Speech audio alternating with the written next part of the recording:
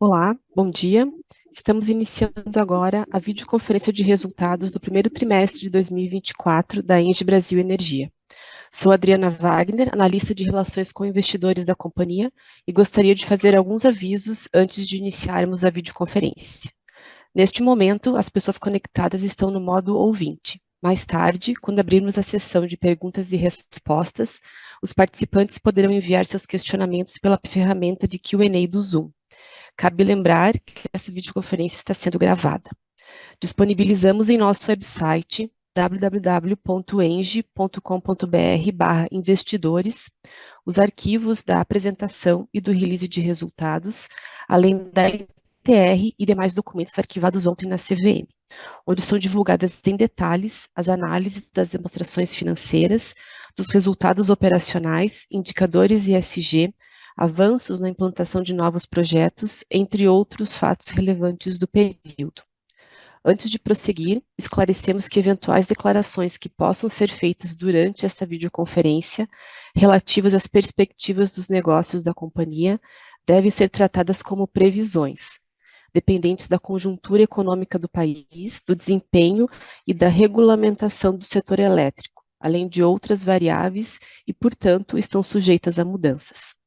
Lembramos que os jornalistas que desejarem fazer perguntas podem fazê-lo por e-mail, enviando-as à assessoria de imprensa da companhia. Para apresentar o desempenho da Engie Brasil Energia no primeiro trimestre de 2024, estão conosco hoje os senhores Eduardo Takamori, diretor financeiro e de relações com investidores, e Rafael Bósio, gerente de relações com investidores. Agora eu passo a palavra ao Takamori para iniciar a apresentação. Takamori, por favor, pode prosseguir. Obrigado, Adri. Obrigado pela participação de todos. Alguém pode confirmar quantos somos no momento aí? 117 aqui está Estamos em aparecendo. Então, 117, isso, obrigado 118 pela agora. participação de todos. Antes de iniciar a apresentação, eu queria, naturalmente, comentar sobre a enchente do Rio Grande do Sul. A Engie está presente no Rio Grande do Sul há mais de 25 anos, desde a nossa privatização da Eletrosul, então a gente tem, naturalmente, uma profunda conexão com o Estado. A gente está muito solidarizado com a situação das vítimas e famílias e população, empresas afetadas pela catástrofe, né, pelas enchentes da região. Ainda não acabou, então tem previsão de chuva pelos próximos dias também na região, então é necessário uma atenção redobrada e a gente precisa ajudar. Aqui, a mensagem do nosso lado é que a Engie, não só a Engie Brasil Energia, essa empresa, como outras empresas do grupo, já estão atuando diretamente para fazer uma campanha onde a companhia vai dobrar os recursos doados pelos colaboradores. Então, esse é só um primeiro passo, uma etapa mesmo de auxílio emergencial, e naturalmente a gente vai contribuir à medida que a situação de urgência e emergência for ultrapassada. Então, estamos fazendo a nossa primeira parte. A gente recomenda que cada um de vocês, aqui é um apelo nosso, né, um convite para que cada um de vocês também faça a sua parte e ajude tanto por meio dos canais oficiais do Estado, ou seja, ou também por meio das ações que os seus amigos, parceiros, ou comunidade, ou localidade estejam promovendo. É muito importante que todo mundo faça a sua parte e não só se comova, mas que haja também. Então, faço esse chamamento para todos vocês. Sobre os nossos ativos, né? A gente está no estado desde 98, inicialmente com a usina hidrelétrica de Passo Fundo, outros ativos termoelétricos que a gente já não tem mais gestão sobre, que foram desinvestidos ou descomissionados ao longo do tempo.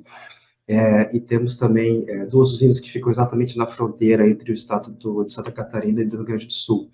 Nenhum desses ativos foi afetado ou apresenta um risco qualquer nesse momento, né? Eles estão sob observação.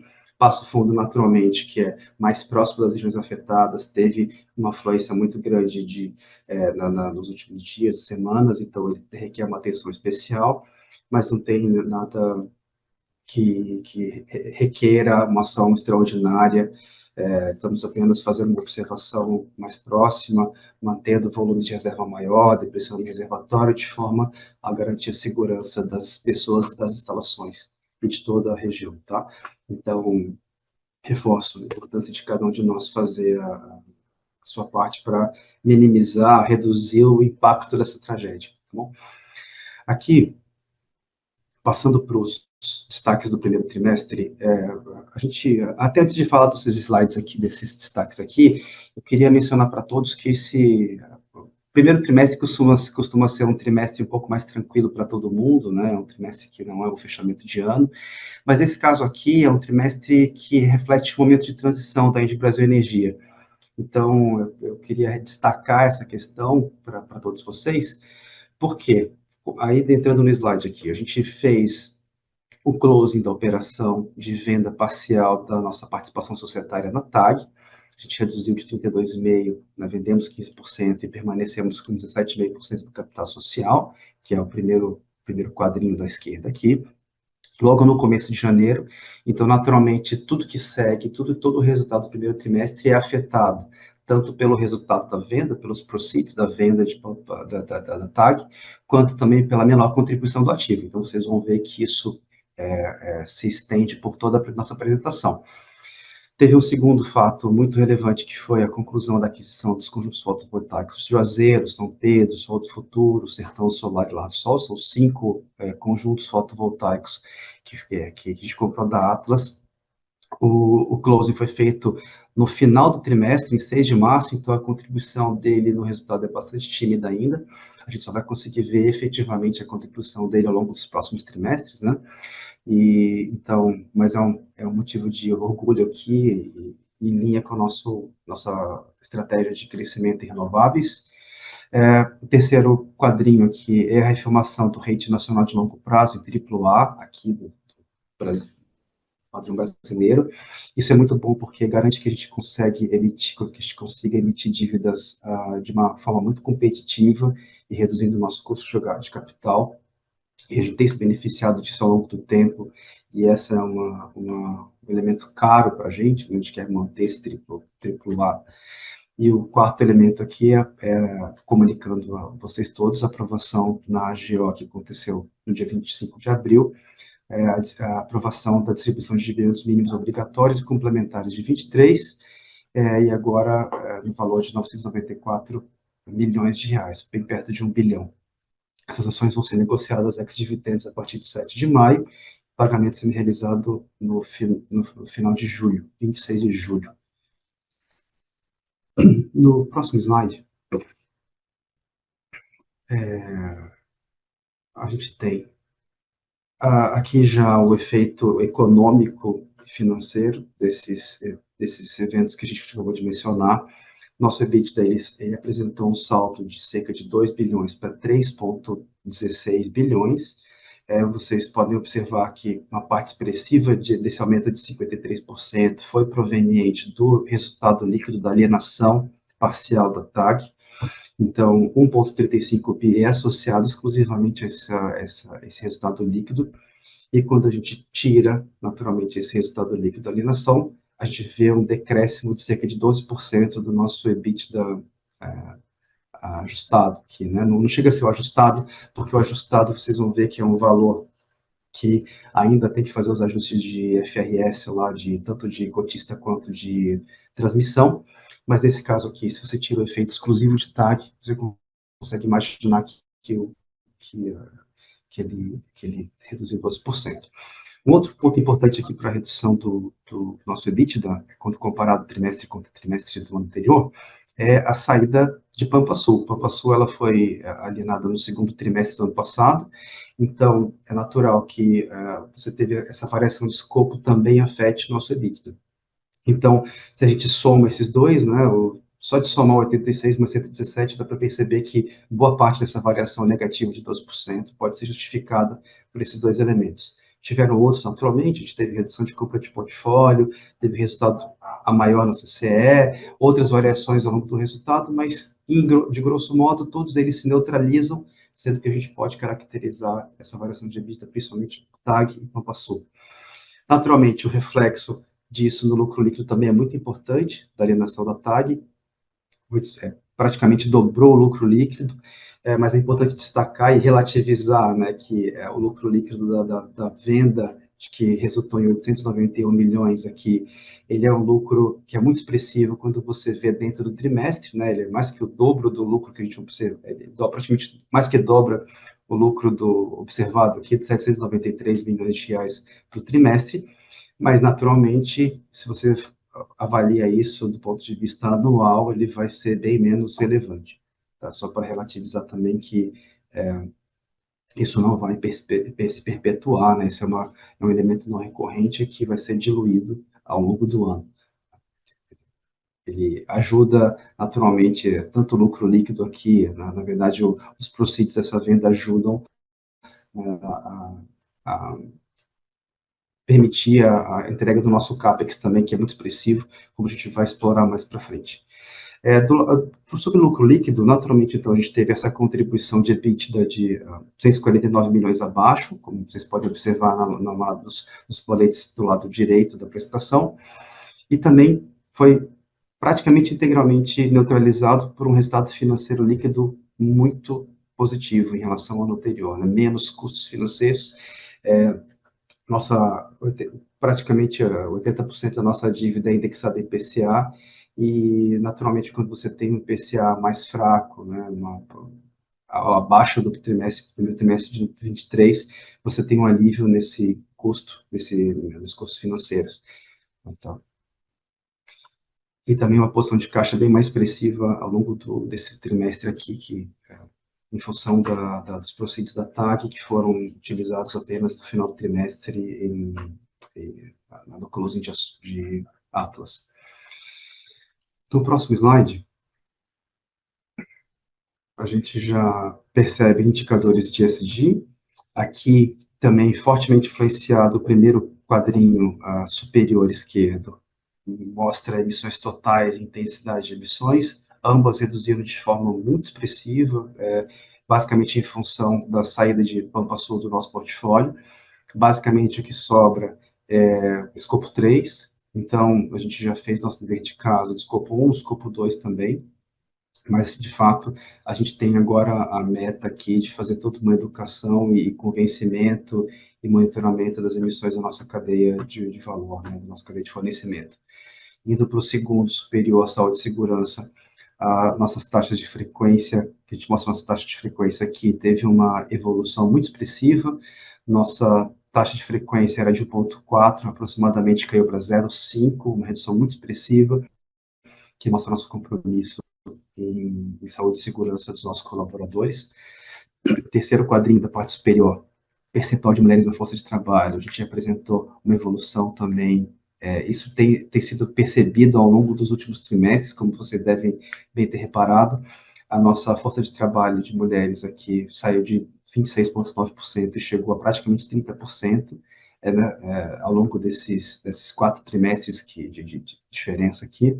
E o percentual de mulheres em posições de liderança também aumentou de forma ainda mais expressiva, de 23% para praticamente 28%, né, ultrapassando os 25% aqui, que nos enche de alegria aqui, está em linha com a nossa estratégia de equidade de gênero aqui. Nos quadrinhos inferiores, investimento em inovação, a gente teve uma redução justificada pela saída de Pampa do nosso portfólio.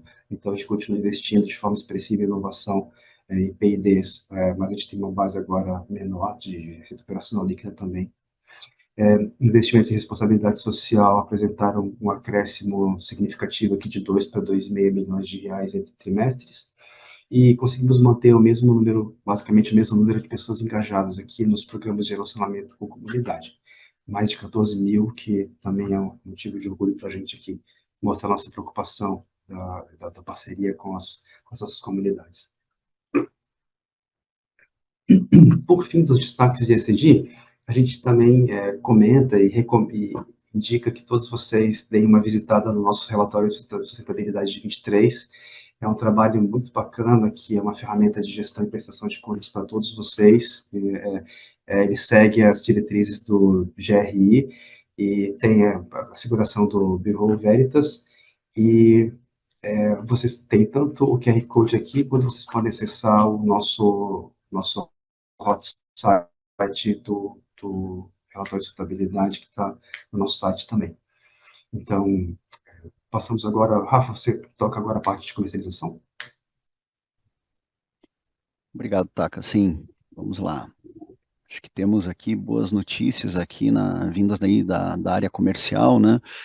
Como sempre, a gente destaca que a nossa estratégia de comercialização, ela procura realizar, né, a venda gradual da nossa capacidade comercial e, obviamente, buscando preços mais favoráveis em janelas de oportunidades. E foi o que aconteceu tanto no quarto tri do ano passado, como nesse primeiro tri de 24, né? A gente teve maior volatilidade de preços, e a gente conseguiu contratar um volume significativo da energia futura, essa entregue no futuro, especialmente ali nos anos de 26, 27, 28. Então, a gente procurou até acelerar a venda, né, o fechamento dessas posições. Então, se vocês, inclusive, compararem os números que a gente tem reportado, né, de descontratação nos últimos trimestres, é possível identificar que houve essa aceleração ali a partir do terceiro tri, né? Por exemplo, a energia que a gente tem descontratada para 2028, tinha descontratada para 2028 no final do terceiro tri de 2023, ela passou de 41% para 30% agora no primeiro trimestre de 24. E a gente também identifica quedas, boas quedas também nos anos de 27, nos outros anos, tá? Então, isso mostra que efetivamente a gente é, é, o, pratica essa estratégia, tenta procurar, né, tenta capturar esses momentos, né, de, às vezes, o maior estresse do mercado, como que ocorreu aí no quarto tri, no primeiro tri, e vai valorizando, né, o nosso portfólio, né, e isso tudo é fruto de ter essa flexibilidade, você não ter a pressão de ser obrigado a contratar por ter uma posição muito longa em um dado período, né. Acho que aqui outro ponto a destacar é que, olhando aqui o gráfico do lado esquerdo, né, de descontratação, é importante destacar que esse gráfico já considera os ativos de Atlas, como que o Takamori mencionou, que passaram a fazer parte efetiva do nosso portfólio ali no início de março, né, e lembrando que a gente tem uma abertura mais detalhada do nosso balanço de energia lá na seção de anexos no slide 35. E lá vocês conseguem identificar, por exemplo, que dos anos de 24 a 29, a gente realizou vendas médias de 160 megawatts médios, tá? Então, acho que isso é um fator relevante no trimestre. Passando para o próximo slide, por favor, Ivani. Aqui a gente também demonstra que continua capturando aqueles clientes que estão migrando do ambiente regulado, do ambiente cativo, né, para o ambiente de contratação livre, uma aceleração muito representativa nesse trimestre, justamente porque foi a partir do primeiro tri que os menores clientes conectados na alta tensão começaram a ter a possibilidade de migrar. Nós tivemos aí um aumento de quase 47% no comparativo anual. E isso é importante porque a gente encartera esses clientes e potencialmente vai fidelizá-los, né, gerando valor e com custo, né, de captura e de mercado, potencialmente um custo mais baixo, que obviamente é muito mais barato você capturar nesse momento da migração do que depois procurar retirá-los aí de outro player do mercado.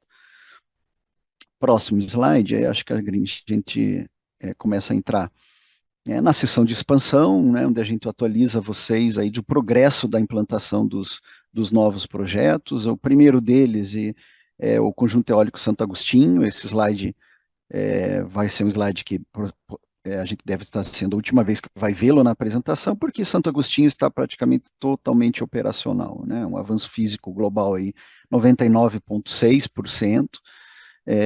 Apenas dois aerogeradores não estão em operação, são aqueles que sofreram aqueles incidentes, né, com as pás, mas isso deve ser regularizado aí agora no segundo trimestre, então a gente considera, né, o projeto eólico Santo Agostinho como totalmente operacional. Próximo slide.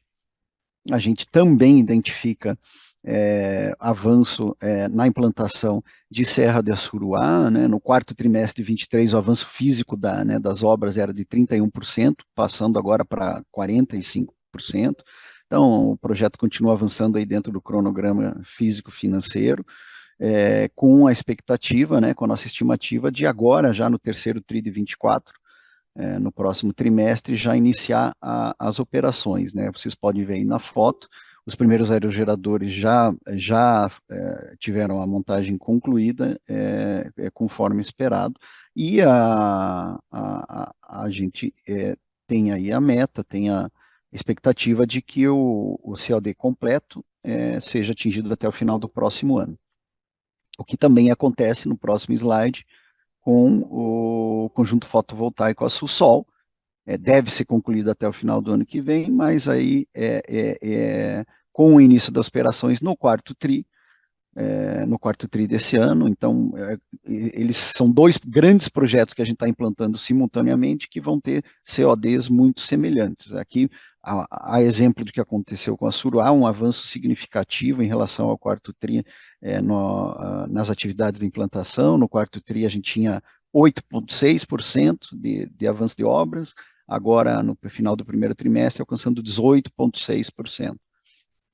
Então, tudo nos trilhos e conforme planejado, para que a gente agregue mais essa capacidade instalada de fonte renovável aí no nosso portfólio. Próximo slide, por favor, Ivani. Aqui a gente passa para o segmento de transmissão, mais um slide que vai aparecer pela última vez na nossa apresentação, porque Gavião Real está atingindo agora no mês de junho a operação comercial, um projeto que se trata aí da ampliação da subestação de Itacaúnas e que é um projeto ali contíguo com o nosso sistema de transmissão Novo Estado, que está em operação completa desde fevereiro do ano passado. Continuando em transmissão no próximo slide, aí sim a gente está falando de um projeto de um tamanho bem mais relevante, que é a Asa Branca Transmissora de Energia, né? Que nós tivemos o sucesso no leilão em junho do ano passado. A gente atingiu a obtenção das licenças prévias aí no primeiro trimestre desse ano, e continuamos ainda com uma previsão de antecipação do COD em pelo menos 24 meses, o que deve alavancar aí o retorno do projeto. Próximo slide. Aqui a gente continua reportando, né, excelente desempenho operacional da usina hidrelétrica Jirau, lembrando que essa usina, o grupo ENGIE tem uma participação de 40%, no momento não se trata de uma participação direta da ENGIE Brasil Energia, e a gente continua aguardando a oportunidade de transferência desse ativo do controlador para nós, com a volta do processo de transferência. Mas quanto a isso, nenhuma novidade, desde que nós falamos na última vez na call do resultado do quarto TRI. Próximo slide, acredito que agora estamos aí no último slide da sessão de expansão. A gente fez uma mudança aqui nesse slide para encerrar a sessão como um resumo, né, do lado esquerdo, e para deixar também mais claro, né, do lado esquerdo, uma lista aí dos projetos que estão em construção, né? Então aí nós temos Santo Agostinho, Serra do Açuruá, Sol, Gavião Real e Asa Branca, e do lado direito, para deixar bem claro que são projetos em desenvolvimento, seja projetos que estão em carteira e aguardam melhores condições comerciais, especialmente, para que sejam sim daí levados à construção. Então, esses projetos não estão em construção, ao contrário do que acontece ali do lado esquerdo. E que é importante você ter uma carteira consistente de projetos em desenvolvimento, porque as condições comerciais podem voltar rapidamente. Então, a gente tem que estar preparado para, inclusive, alavancar o retorno desses projetos.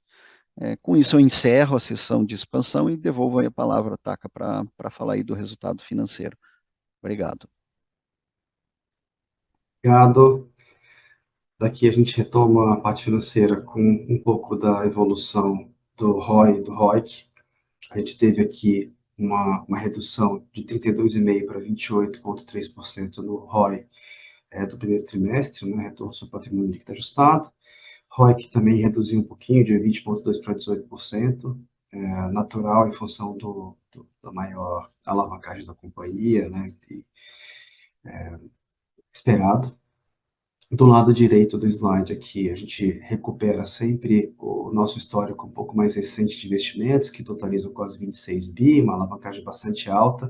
Isso permitiu que a gente saísse de uma subalavancagem, a gente está perto agora de 2,3%, 2,3 vezes net debt EBITDA, como a gente vai passar mais para frente, e isso permitiu que a gente aumentasse a nossa capacidade própria mesmo com esse nosso desinvestimento das termoelétricas, né?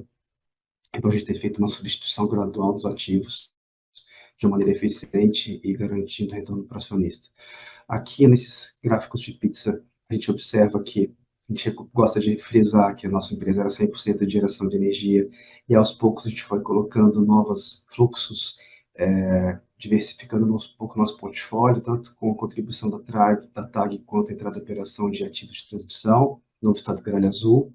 Essa pizza é esperada que permaneça nessa faixa aí, acima de 20%, nesses próximos anos. A gente vai ter tanto ingressos de ativos renováveis, né? Agora finalizando Santo Agostinho, como o Rafael falou, entrando agora também a Suruá e a Sol, mas também a Trindade Branca. Então, isso tende a balancear um pouco os pratos também, mantendo uma boa diversificação.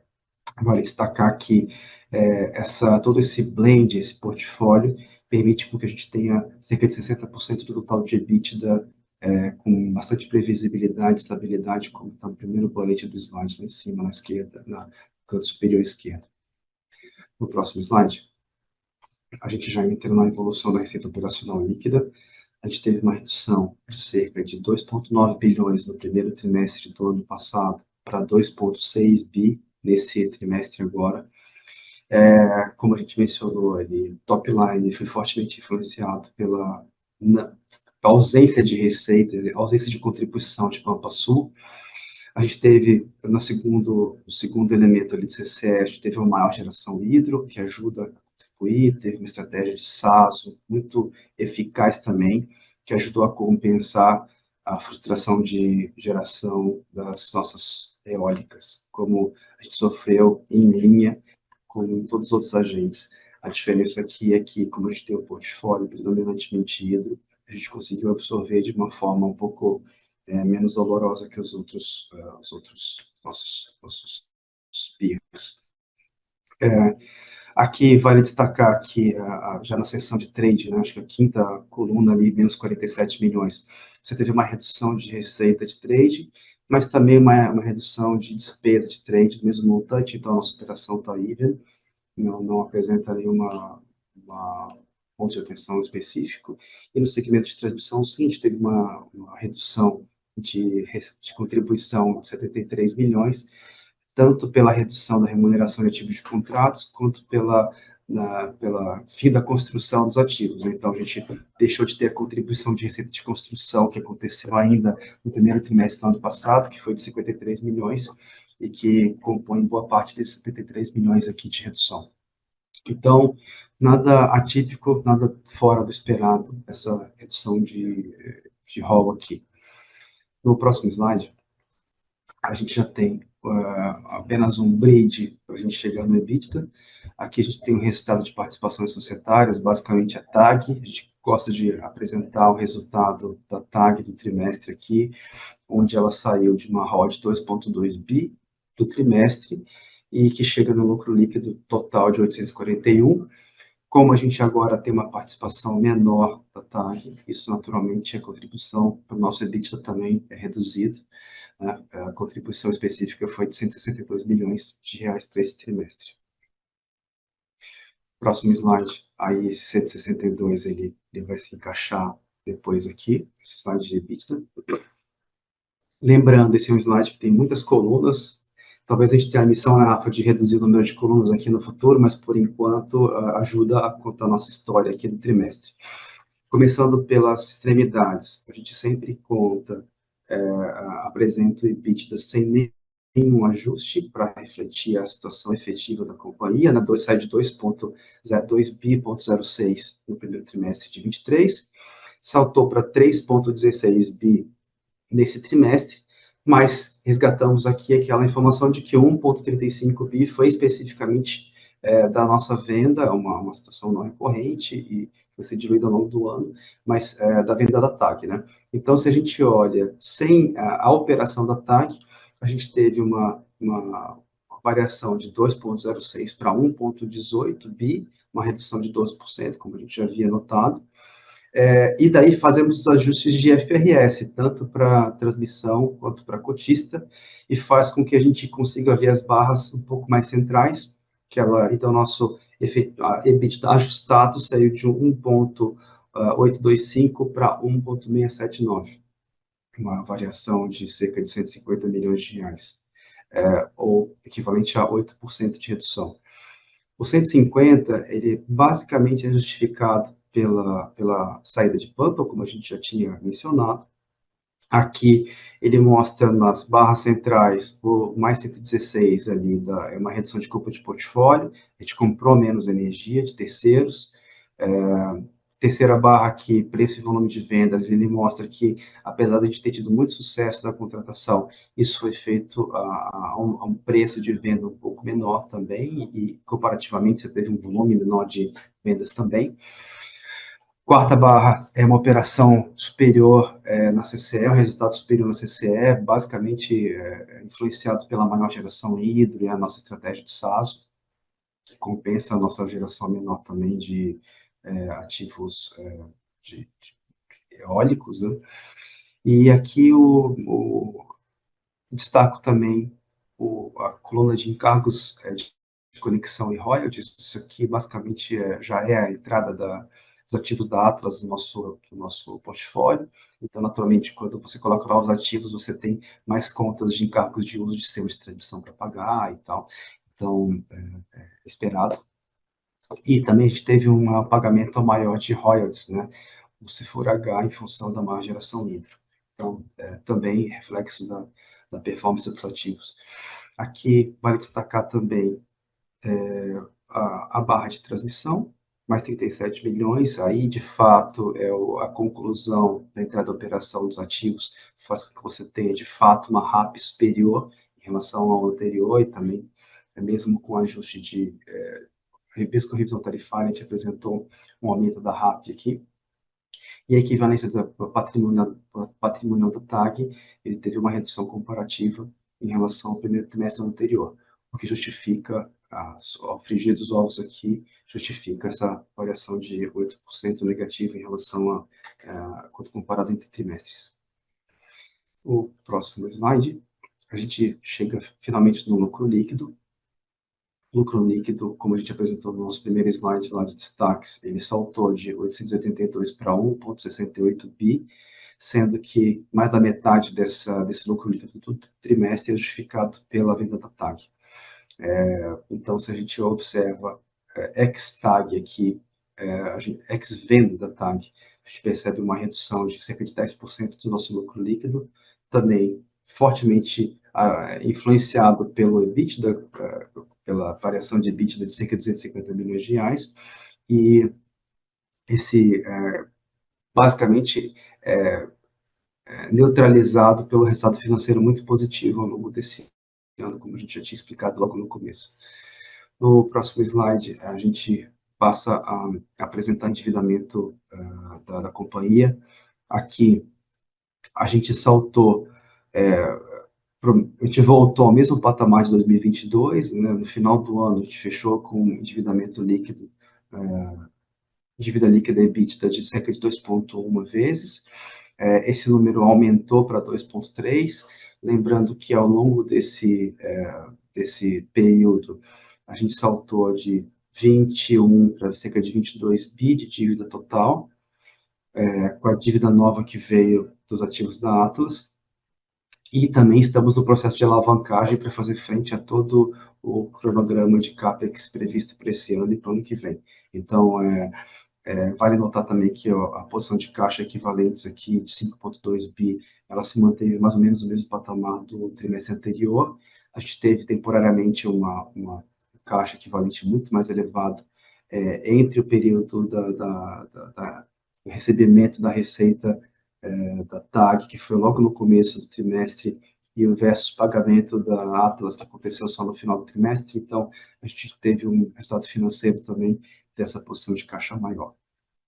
Parte desse caixa vai ser consumido naturalmente ao longo do ano para fazer frente ao nosso plano de investimentos. No slide seguinte, a gente vê o perfil de composição da nossa dívida, bastante compatível com a nossa geração de caixa, com o nosso EBITDA, então não há nenhum destaque para o perfil em si. Vale a pena destacar que o nosso prazo médio da dívida é bastante longo, 7 anos e meio, a gente tem muita dívida contratada com BNDES também, que ajuda, as nossas debêntures também estão se alongando, também, que é positivo. Destaque também para a composição do nosso endividamento, que tem gradualmente sido cada vez mais indexado em IPCA. A gente já teve uma componente muito mais elevada de TLTP, quando ela existia, agora só os contratos remanescentes, CDI também, quando as nossas dívidas eram mais curtas. Então, aos poucos, a gente está praticamente tomando dívida só em IPCA. Então, e também destaco aqui o nosso custo nominal da dívida de 9,2%, equivalente ao IPCA mais 5 aqui, mais de 100 bips abaixo do título do Tesouro do momento. No slide seguinte, aí, de fato, em linha com o que a gente tem falado nos últimos trimestres, nosso plano de investimento é bastante robusto nesse ano. Vai ser o ano de maior investimento da Engie da história, quase 10 bilhões. Parte disso já foi materializado, como vocês podem ter observado nos últimos comunicados, né? A gente fez o closing de Cruzeiro, né, que representa cerca de 2,5 bi, né, 2,4 bi desse valor de 9,6 bilhões aqui. Sobra cerca de 7,2 bilhões desculpa, Cruzeiro, nosso nome aqui para o projeto Atlas. Então, do Atlas foi 2,4 bi, 9,6 menos esses 2,4 bi vai para 7,2, e desse 7,2 uma parte já foi endereçada no primeiro trimestre. Então, está dentro do esperado, nosso perfil de desembolso, o perfil de investimentos está on track, está em linha com o esperado, e naturalmente foi totalmente compatível, tanto com a nossa operação de venda parcial, de alienação parcial da nossa posição da TAG, quanto da nossa tomada de dívida no quarto tri do ano passado, que totalizou 2,5 bi de debêntures que a gente fez no final do ano. Então, a gente equaciona com esses dois elementos, a emissão de debêntures do ano passado, mais a venda da TAG, venda parcial da TAG, da posição da TAG, a gente consegue endereçar mais da metade, para praticamente metade aqui do nosso compromisso aqui em CAPEX do ano. Naturalmente, a gente vai ao mercado mais vezes ao ano ainda, né? Esperado que a gente tem espaço para alavancar, como vocês viram alguns slides atrás, então a gente deve ir para o mercado de novo e sempre buscando maximizar a nossa estrutura de capital. No próximo slide, a gente já vai para o slide de dividendos. Aqui a gente faz uma retrospectiva dos últimos 10 anos, que mostra que na maioria dos anos a gente fez a distribuição de 100% dos dividendos. O dividend yield, ele costuma ser no patamar de 6, 7, 8, chegou, bateu a 8% em 2022, reduziu para 5,6% em 2023, com o nosso, mesmo com uma variação que não foi proporcional, né, a gente continuou mantendo esse patamar próximo de 6% mesmo, fazendo um payout de 55%. Então, é natural que esse ano e ano que vem a gente continue preferindo manter parte do lucro dos dividendos aqui dentro de casa para fazer frente ao nosso investimento e sempre de forma a maximizar a criação de valor para o acionista, né? Então, a gente sabe que alguns acionistas preferem ver o dinheiro no bolso rápido, mas a gente entende que ele vai estar melhor cuidado e gerando mais valor dentro aqui de casa, dentro da Engie, do que sendo distribuído integralmente. Creio que esse seja o último slide da nossa apresentação, e agora vem a nossa aguardada sessão de Q&A. Obrigada, Taka e Rafael. Iniciaremos agora a sessão de perguntas e respostas. Para fazer uma pergunta, basta enviá-la pela ferramenta de Q&A desta videoconferência. A nossa primeira pergunta vem do Felipe Andrade, que é analista do Itaú BBA, e ele tem dois pontos. O primeiro, até o momento, como tem sido a performance de geração dos ativos eólicos da companhia? E o segundo ponto, como temos visto a dinâmica de preços de energia para o médio prazo, 25, 26. Vimos que a companhia vendeu volumes relevantes em 27 e 28 nesse primeiro trimestre de 24, e se poderíamos compartilhar mais detalhes com relação ao que foram os preços médios observados nessas transações. Tá bom. Ótimas perguntas, Felipe. Respondo a primeira parte, você responde a segunda, Rafa? Vamos lá, qualquer coisa a gente se complementa, Tá, tá? tá bom. Começa aí. Combinado. Aqui, a performance de geração dos ativos eólicos, ela naturalmente foi em linha com o mercado. Foi ruim, assim, é uma combinação de fatores externos, né, fora do controle da companhia. A gente teve uma frustração, sim, nossos ativos chegaram a gerar 30% abaixo do esperado. A gente teve no valor agregado, como a gente teve novos ativos que entraram em operação, né, Santo Agostinho, o volume de geração eólico teve uma frustração menor, de cerca de 20%. Então, mas sim, a gente sentiu. E retomo a minha fala de antes, de que, apesar desse baque do lado de eólica, a gente conseguiu ter uma boa alocação de energia do lado das hidrelétricas, e também uma boa alocação de energia, que se provou muito oportuna nesse momento, né, de frustração de geração eólica. Então, a gente conseguiu equilibrar os pratos aqui e mostrar a resiliência do nosso portfólio. Acho que, né, tá só para complementar, né, se vocês olharem os trimestres anteriores, notariam que a gente, de alguma forma, estava performando melhor do que os nossos peers em geração eólica. E o que explica um pouco isso é que a gente tem uma concentração, né, dos nossos parques no interior da Bahia, onde os ventos ainda estavam conforme esperado. O que não aconteceu no primeiro trimestre, né?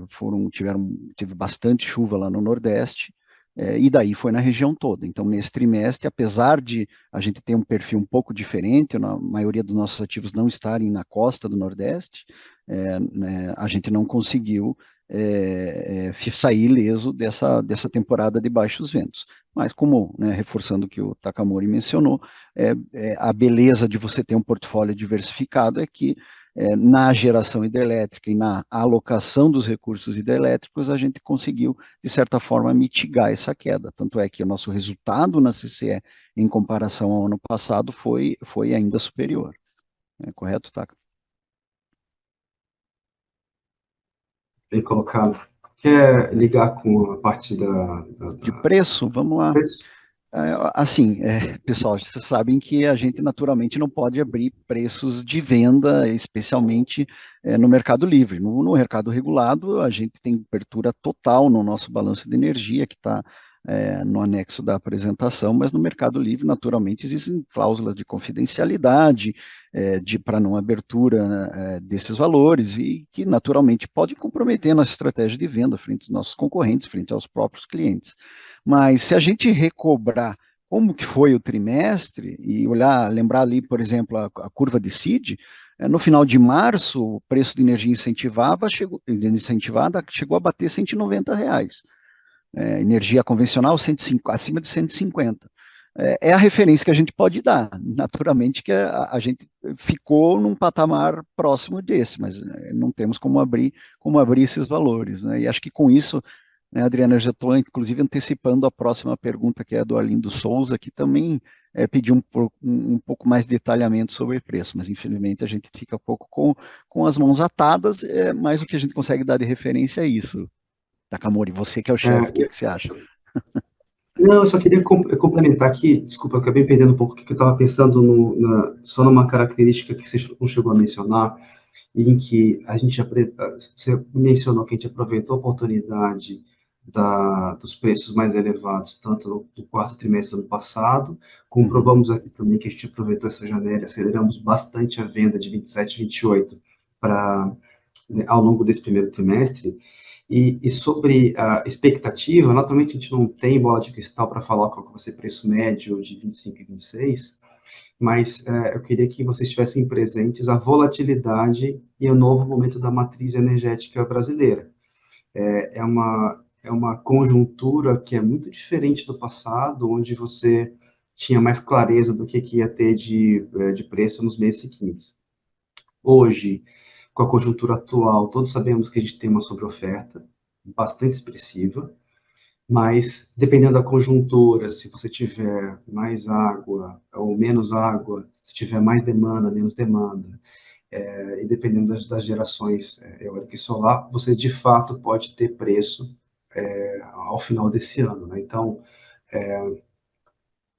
já não é piso como se imaginava no final, no metade do ano passado, né? Aquela ideia de zero de volatilidade já não existe mais. A qualquer momento pode sim dar preço, dependendo da frustração ou da postergação do início do próximo período úmido. Tá?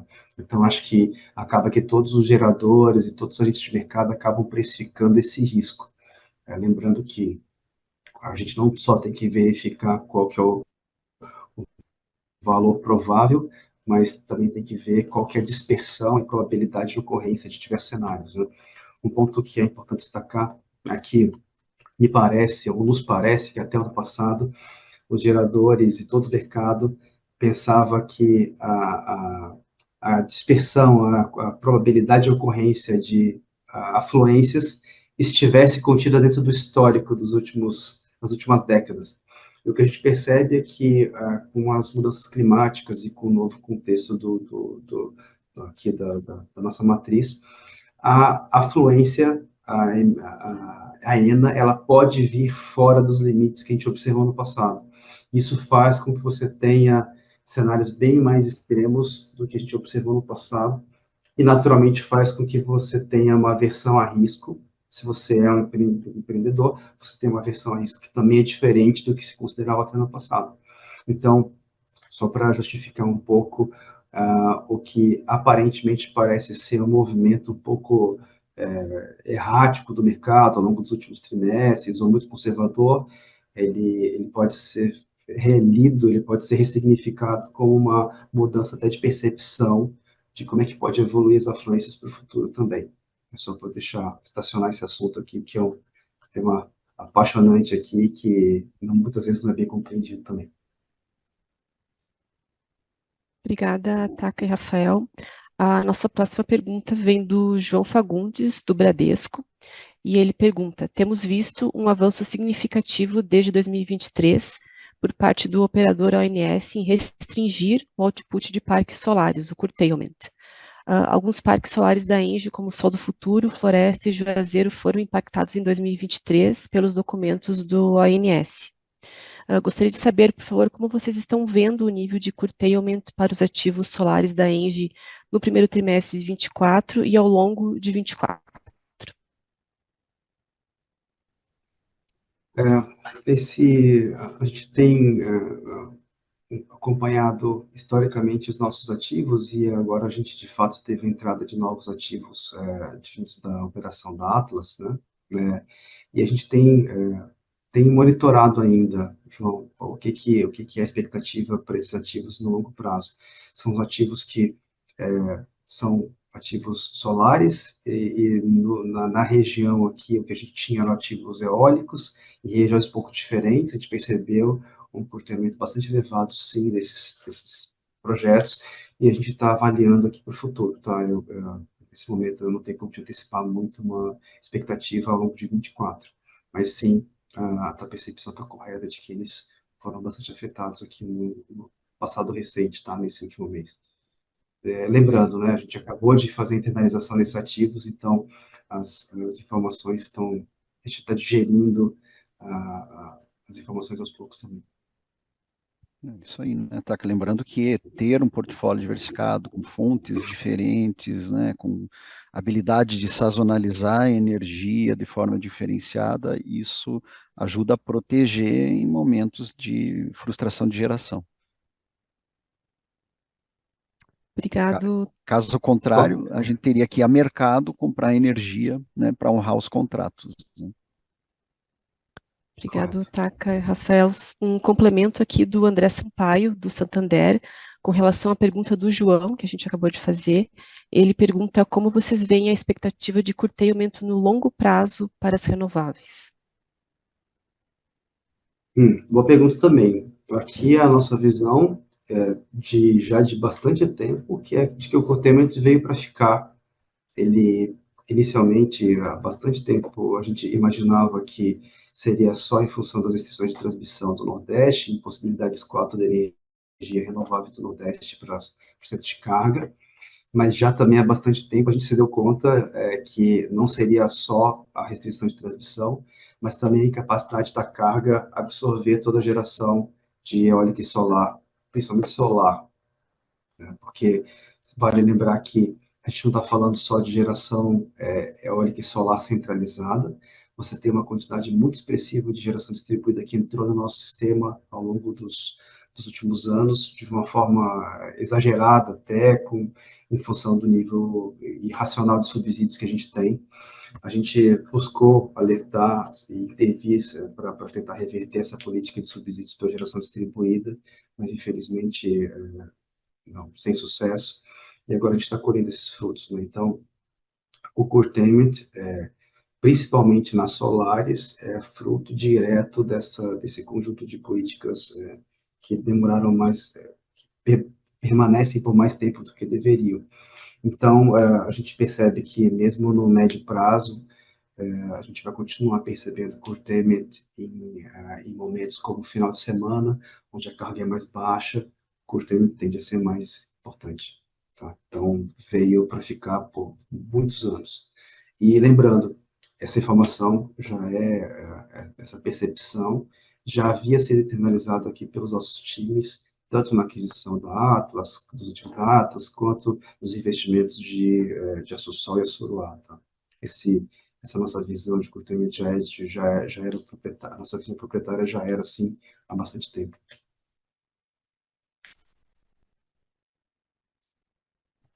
Obrigada, Taka. Nossa próxima pergunta vem do Henrique Peretti, analista do JP Morgan, e ele pergunta, em relação aos projetos Greenfield, que estão esperando melhores condições de mercado, o que vocês precisam ver para dar um start nesses projetos? A percepção é que o preço continuará oscilando bastante, mesmo em bases anuais. Henrique, eu acho que é tudo uma questão de prioridade, né? Então, você deve acompanhar nossa operação aqui. A gente está no momento de implementar uma série de projetos, a gente está fazendo uma realavancagem da companhia, e naturalmente não seria um bom momento para você aumentar a nossa exposição de energia descontratada, sendo que nesse momento a gente tem outras prioridades. Então, claramente, a gente está focado nesse ano em entregar a Suruá, a Sol, dentro do CAPEX, dentro da qualidade, dentro do cronograma que a gente tem como objetivo.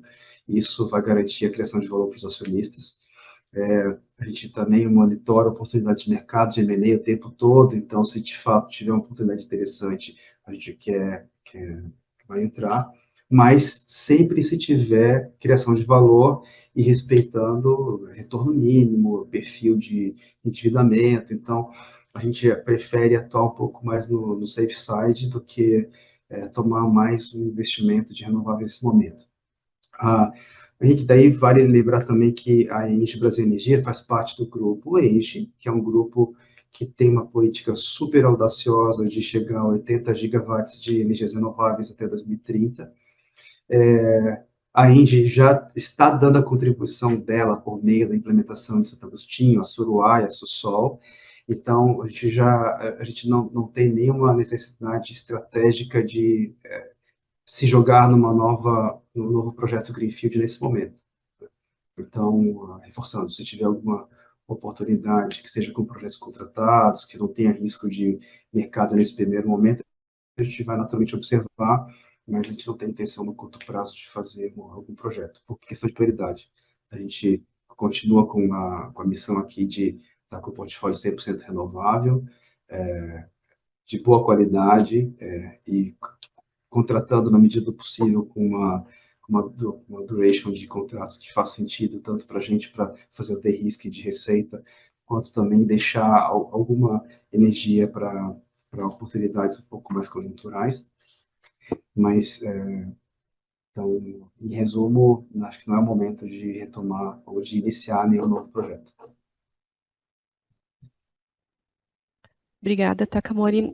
Nós encerramos aqui a nossa lista de perguntas e só reforçando que nós ficamos aqui à disposição, toda a área de RI da empresa, para responder novos questionamentos que vocês porventura tenham.